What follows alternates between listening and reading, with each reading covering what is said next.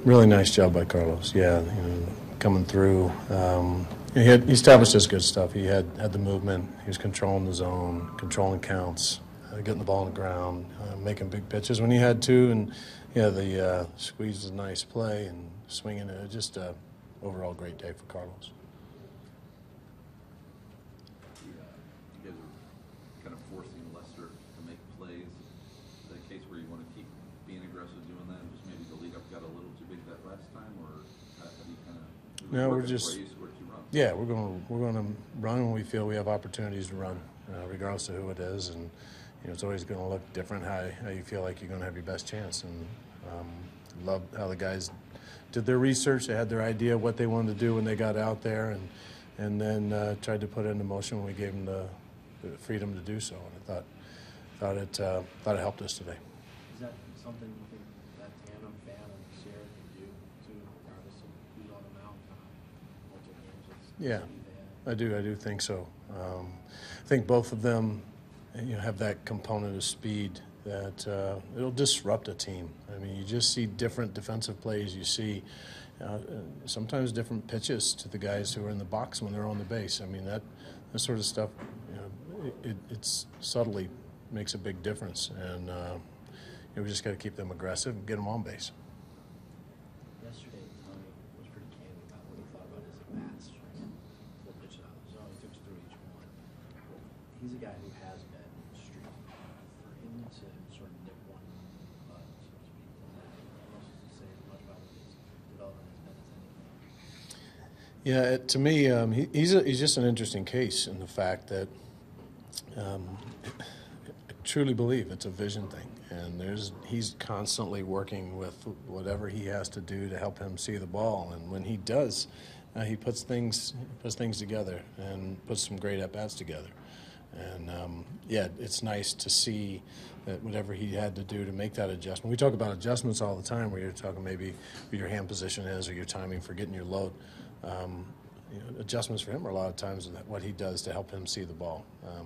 Sounds simple enough, but can be very complex. But I thought he made a great adjustment, whatever he did today, and he continues to have an impact around here, and he's an exciting player to watch.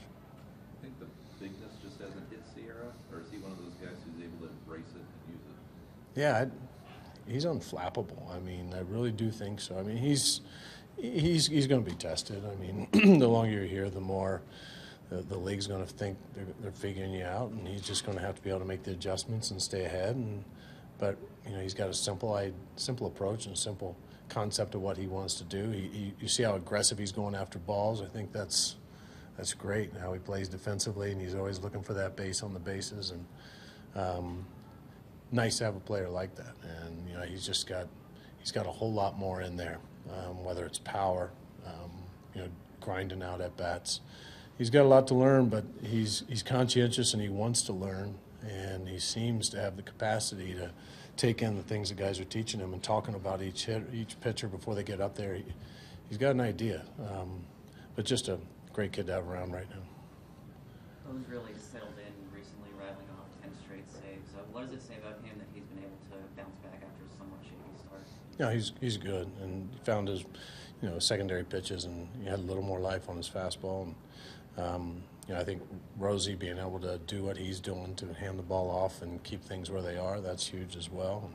And I think they're pretty powerful twosome right now, and it's just when you get in those situations, he's going to find a way to get it done when he doesn't have his best stuff, and that's what we saw, I think, early on, and now his stuff's coming along. That's like a change of momentum, or at least a positive thing. Obviously, for you guys, when you had that double play that was reviewed. Yeah, that's a run, and two guys on, maybe just one, but it's that's a game changer. That's a tough play too, because it's shortstop, and he did come up to make the throw, I think, which was the argument. I think it was widely thought that you have to throw it, but a guy's getting hammered, he's not going to be able to throw the ball, and that was, as you looked at it again, I mean, that was everything that they've talked about that they've tried to eliminate from the game, with going through the bag like almost a barrel roll. But fortunately, nobody was hurt, and that call definitely shut down some momentum. Like, is that something that they offer video on for you to show the players during spring training? Yes. Yeah, they talked pretty extensively about it and showed us quite a few, and we did show them to the guys as a club, you know, what the rules were. You got to be able to maintain contact with the base, and it depends on where you start your slide. And I mean, there's, you know, a few where no matter how far you go, you got to still be in reach of it. I mean, there are a few things that were very clear. So, for some of them, you have to be able to be touching the bag, right? You need to stay on the bag. Okay. So if you slide. Yeah. So that's pretty cut and dry. Yeah. Though I think the confusion was whether or not, because we're always trying to teach you guys throw it anyhow, but that's kind of counterintuitive when you know that there's no play to go ahead and throw it at the risk of advancing the other runner. But he came through with his arm like he was trying to, and then at the last minute realized he couldn't because he was getting hit. Do you think that's the hardest thing for guys to learn to stay in touch with the base? No. I mean, we've only had a couple issues with it. We had one that was real close with Dex earlier in the year. And, you know, I think you've seen less even younger players just going and wiping out people at second base. It's kind of been taken out of the game at the lower levels, so it's less of an adjustment for the guys now. You mentioned Rosenthal as a bit of a tandem with O, but what does he do that he can fill in a couple different roles? Because he's also had some saves early in the season too. Yeah, he can do 99 to 100, and that works. So it is effortless, and it's in the zone, and it's obviously it's just it looks different, and I think it's sneaky, and it jumps on guys, and he's got some good downhill playing right now, and he's just in a real nice spot, and then you never know when he's going to pull out the changeup like he did today.